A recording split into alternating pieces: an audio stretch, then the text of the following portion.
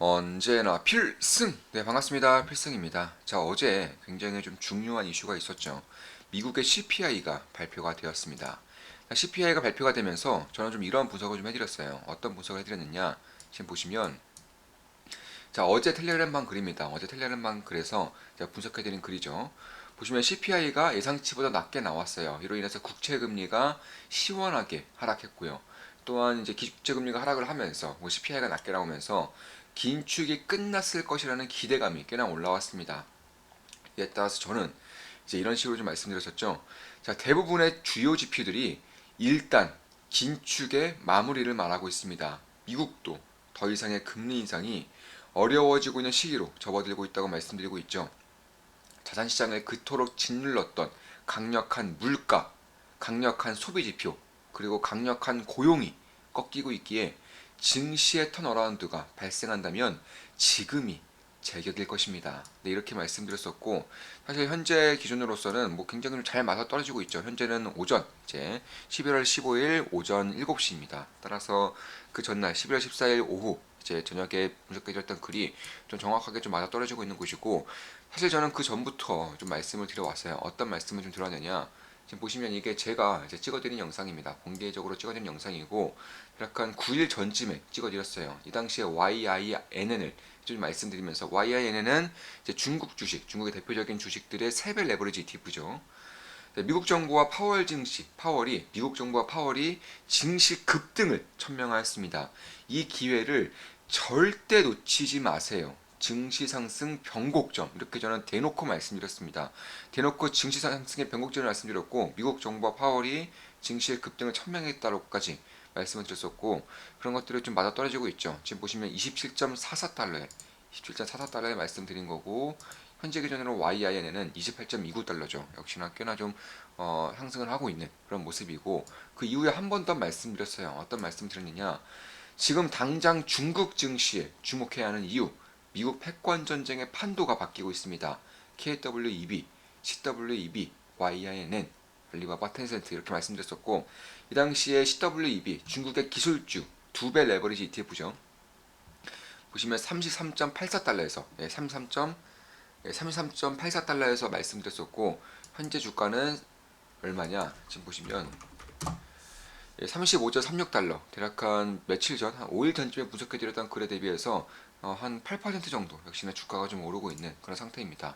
변곡점을 좀 정확하게 말씀을 드렸어요. 그리고 텔레그램 방에서는 사실상 미국의 긴축의 끝이 머지 않았다라고 꾸준히 말씀드려온 바가 있습니다. 지금 보시면 자, 이런 식으로 좀 말씀드렸어요. 지금 보시면 텔레그램방에서 분석해드린 이제 긴축과 관련돼서 분석해드린 이제 일부입니다. 글 중에 일부이고 11월 2일에 이런 말씀을 드렸었죠. 예상대로 긴축의 끝이 머지 않은 듯합니다. 물론 1970년대처럼 물가가 다시 튀면서 금리를 재차 인상할 수 있겠지만 그건 그때 가서 살피면 될 일입니다. 연설 또한 말씀드렸던 그대로 흘러서 따로 들을 말씀이 많지 않지만 한 가지 주목할 점은 연준이 장기 국채 금리의 상승에 주의한다고 밝혔다는 것입니다. 장기 국채 금리의 상승을 더 이상 두고 보지 않겠다는 의미죠. 미중 정상회담까지 성공적으로 끝날 경우 완연한 턴어라운드를 기대해 볼 수 있는 시기입니다. 언제나 그랬듯 기회 발생 시 놓치지 않을 것입니다. 이렇게 말씀드렸었고, 사실 저는 긴축의 끝이 머지 않았다고도 꾸준하게 말씀드렸어요. 그리고 1970년대처럼 물가가 다시 튀면서 이제 금리가 재차 인상될 수도 있겠지만 그때 가서 또 살펴보고 대응하면 될 일이고요. 현재 지금까지는 일단 지금은 긴축의 끝이 머지 않았다. 그리고 파월의 연설 동안 제가 지금까지 말씀드렸던 그대로 흘러서 사실 더 말씀드릴 것은 많지 않지만 일단 연준이 장기 국채 금리의 상승에 주의하고 있다고 밝힌 것만큼 이제 밝힌 것만 봐도 장기 국채 금리 상승이 과거처럼 그렇게 급진적으로 일어날 가능성이 상당히 줄어들고 있다. 좀 이렇게 말씀을 드린 것이고, 그 전에도 이런 분석을 좀 해드린 적이 있어요. 어떤 분석을 해드렸느냐? 일단 10월 달에도 꾸준히 지켜봐왔던 흐름이기 때문에 이런 식으로 제가 참고가 될 만한 것들은 우리 분석방에 똑같이 좀 올려드리면서 참고하시라고 좀 올려드리고 있습니다. 10월 6일에 분석해드린 글이고요. 민주당 혹은 바이든이 다음 대선에서 패할 경우 바이든은 죽을 때까지 네, 감옥에 있어야 할 수도 있습니다. 실제로 트럼프가 당선이 될 경우 보복 수사를 진행하겠다고 공공연하게 밝혔죠. 바이든이 이번에 대선에 지면 정말로 감옥에서 죽을 때까지 있을 수도 있어요. 나이를 감안하면 충분히 가능한 일입니다. 절박함이 그 전의 대선과는 차원이 다를 것입니다.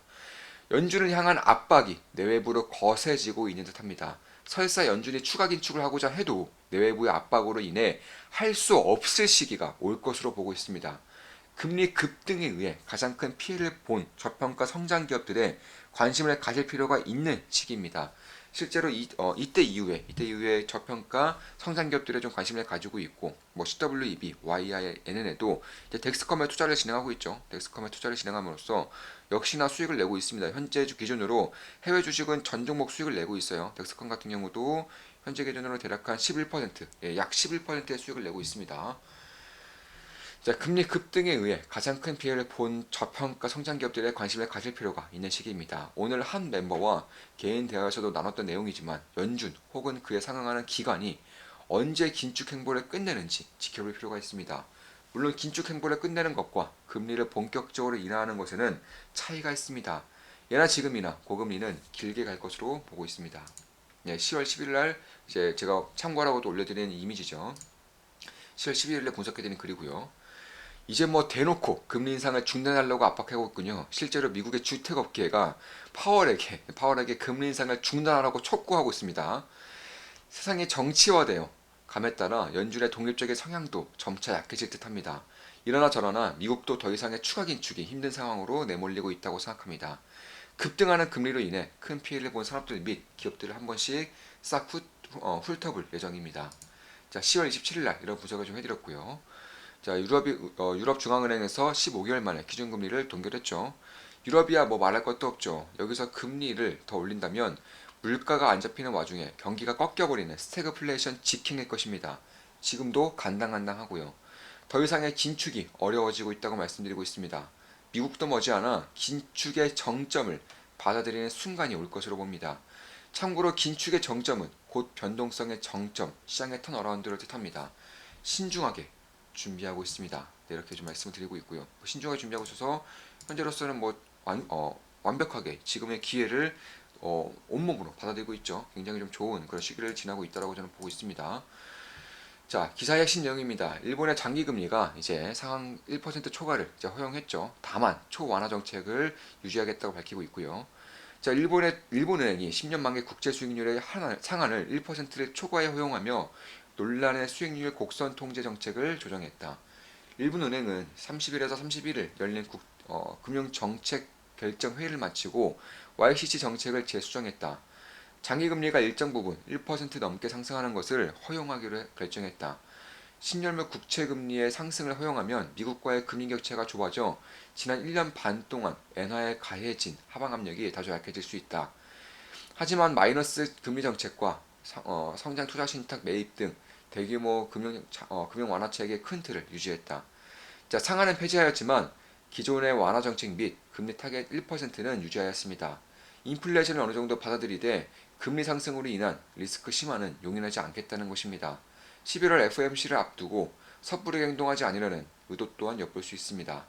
상식대로라면 미국 금리 인상이 막바지에 다다른 지금이라고 정확하게 말씀드렸습니다. 굳이 금리 타겟을 올려버려서 금융 리스크 및 변동성을 키울 필요는 없겠죠. 주요국들 대부분 추가 긴축이 불가능한 상태로 진입하고 있는 것으로 판단합니다. 이 당시는 10월 31일 분석글이고요. 실제로 FOMC는 11월 이제 연준은 11월 FOMC 때 금리를 동결했습니다. 금리를 인상하지 않았죠. 자, 11월 10일에 분석해드린 글이죠. 증시 급락의 원인으로 파월의 매파적인 발언이 꼽히고 있지만 이 당시에 증시가 급락했었던 시기죠. 더 본질적으로는 미국 장기채 입찰에 부진하여 채권 시장을 향한 우려, 그러니까 금리의 추가 상승이 더 주요하다고 할 수 있습니다.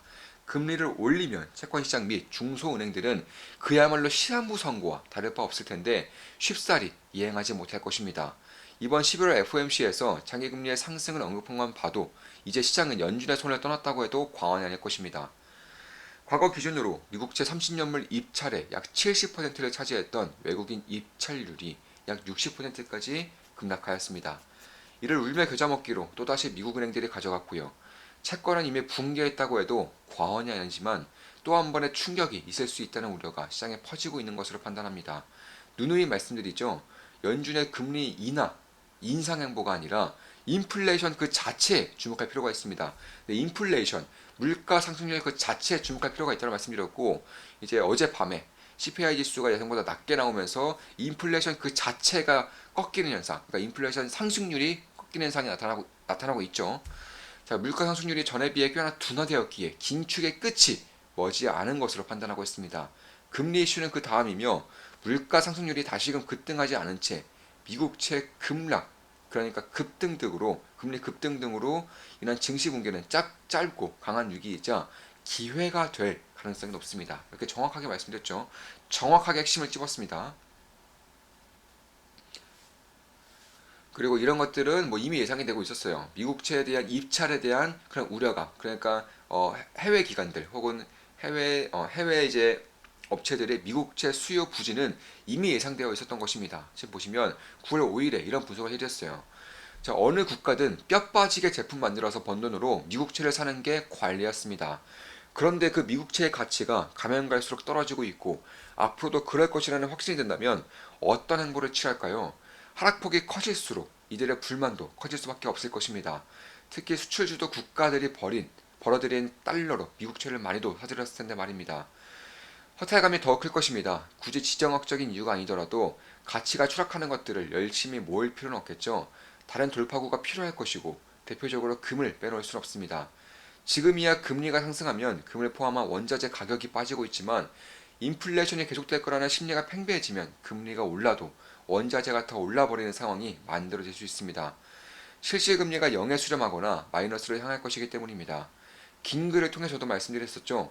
1970년대 당시 금리가 20%를 향하던 순간에도 금값이 치솟았던 것을 잊어서는 안 됩니다. 지금은 그때처럼 금리를 폭발적으로 올릴 수도 없다는 게 저를 더욱 설레게 합니다. 네, 이렇게 말씀드렸었고 뭐 정확하게 제 분석이 좀 맞아떨어지고 있어요. 제 예상대로 흘러가고 있는 것이고 저희는 좋은 기회를 맞이하고 있다고 보고 있습니다. 자, 이것으로 방송 마치겠습니다. 자, 지금까지 증시의 급등 혹은 증시 상승에 대한 원인과 그리고 앞으로 증시의 방향성에 대해서 말씀을 드렸었고 미국의 긴축이 막바지에 다다랐기 때문에 지금은 상당히 좋은 기회를 맞이하고 있다고 말씀을 드렸습니다. 앞으로도 좋은 무속, 좋은 기분석으로 찾아뵙겠습니다. 다들 아시죠? 제 모든 영상은 매수매도, 추천 리딩 절대 아닙니다. 참고하시면 되겠습니다. 필승 구독, 알림 설정, 좋아요는 여러분들께 도움이 됩니다. 필승!